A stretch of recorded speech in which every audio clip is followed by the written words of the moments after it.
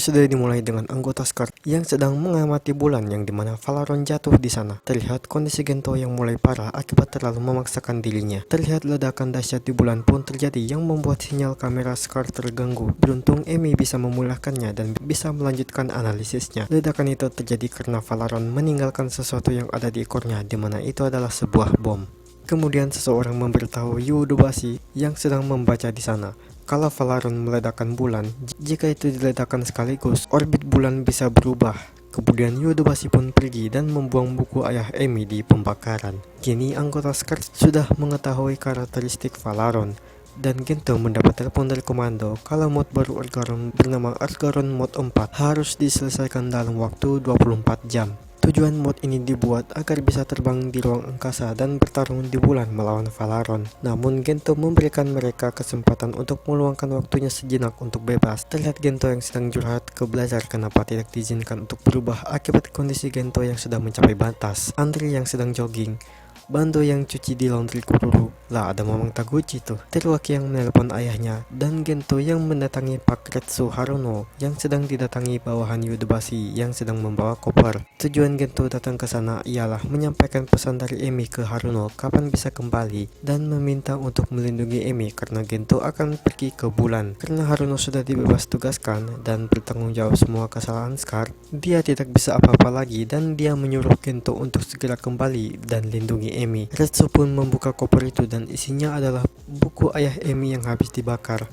Beralih ke Amy yang sedang berbicara dengan Art Kun, di mana ia menceritakan tentang capeknya pikiran dia saat mengulik tentang Finantinan, dan ia masih belum menemukan jawaban yang pasti. Saat ia menanyakan itu ke Erkun tidak bisa mengatakannya karena ia tahu Finantinan itu sangat dirahasiakan ketat oleh JJF. Amy yang mendengar itu meyakinkan ke Erkun karena ia dan teman-teman Skart lainnya tidak sekedar menganggapnya sebagai AI, melainkan sebagai teman dekat. Erkun yang mendengar itu langsung memberikan memory card ke Amy yang isinya adalah file Finantinan. Malam harinya di rumah Gento, terlihat Gento beserta anak dan istrinya sedang makan malam bersama.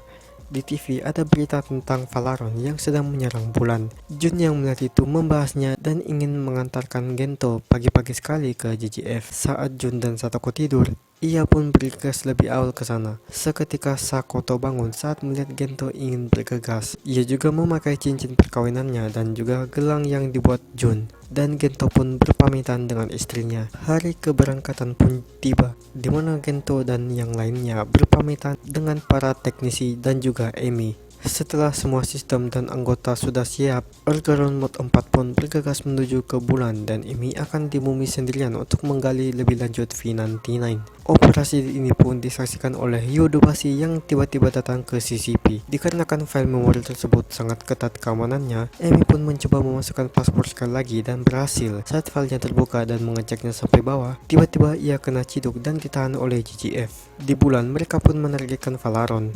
Namun Falaron yang mengetahui ada yang datang ke arahnya langsung melancarkan serangannya ke arah Ergaron. Tanpa disengaja, laser Ergaron menembaki bom Falaron hingga meledak. Ergaron pun turun dan mencoba melawannya. Falaron pun mengarahkan ekornya ke Ergaron hingga meledak yang membuat pilot di dalamnya pingsan, terkecuali Gento sendiri yang selamat. Gento pun memohon kepada Blazar untuk berubah. Meskipun Gento tahu Blazar akan terancam, tapi hanya itu satu-satunya cara agar dia, teman-temannya, dan juga bumi bisa selamat. Blazar pun mengerti soal itu dan Gento pun berubah menjadi Ultraman Blazar meskipun kondisinya sudah parah. Blazar yang mencoba melawan disiksa habis-habisan oleh Falaron, mulai dari gergaji di perutnya hingga mengeluarkan serangan listrik. Tidak tanggung-tanggung, Falaron membuang bom ke arah Blazar hingga terpental. Blazar pun membawa Ergaron keluar dari bulan agar terhindar dari ledakan. Dikarenakan ledakan itu akan menyebabkan orbit bulan berubah, Blazar pun kembali ke bulan dan mendorongnya.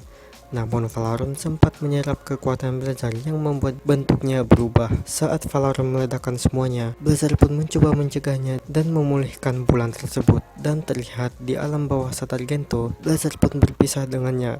Gento pun sadar dicokpit dan terlihat blazer yang koit pun diledakkan oleh Valaron hingga terpental melayang di angkasa. Episode pun diakhiri dengan Valaron yang diperkirakan akan menuju ke bumi. Yap, sebenarnya episode ini sudah tayang di Malaysia terlebih dahulu ya, karena mereka nggak dapat ekstra episode seperti di Indo dan juga Hong Kong. Lebih mengejutkannya, ada yang mengunggahnya di YouTube hasil rekor dari TV-nya. Gue juga untung belum nonton karena gue juga bulan ini agak padat banget, banyak kerjaan soalnya. Dan juga emang nggak pengen terlalu nge-spoiler juga. Ya kalau gue bahas pun ngeri sedap juga karena takut kena takedown. Jadinya lebih baik nunggu dari officialnya aja yang menguploadnya. Alright, kalau kita ngomongin si Valaronnya, ini benar-benar OP parah, pakai banget. Sesuai dengan rumor juga, ekor dari Valaron ini dapat mengeluarkan bom yang bisa meledak dengan radius yang luas dan juga bisa di-spam berkali-kali.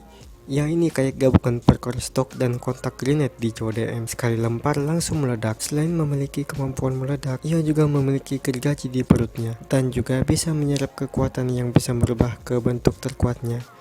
Kalau kita lihat ke bentuk terkuatnya ini, ekornya menutupi bomnya. Mungkin untuk menggunakannya tidak harus melempar, melainkan kalau ekornya disentuh bakal bisa meledak. Untuk file Finantinan, Emi sedikit lagi akan menemukan kebenarannya, namun berakhir keciduk oleh bawahan Yudobasi. Kenapa bisa mereka tahu? Karena di isi file ini ada tertulis beberapa aturan dan warning, dan juga siapapun yang mencoba membuka ini kapanpun dan dimanapun selain orang penting JJF yang hanya bisa membukanya akan kena tangkap. Ia benar-benar sangat diperketat dan dirahasiakan banget sampai-sampai dipantau dan tahu kalau ada yang mencoba membobolnya.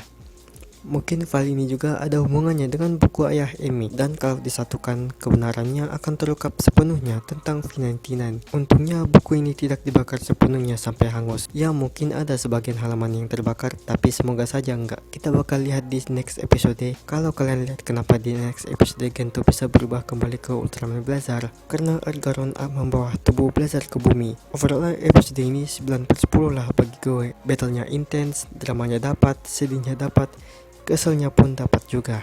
Yap, segitu aja untuk video kali ini. Kalau misalnya ada yang kurang atau salah, boleh banget koreksi atau tambahin di kolom komentar. Terima kasih yang sudah mampir. Gue Ultrazotics. Dah.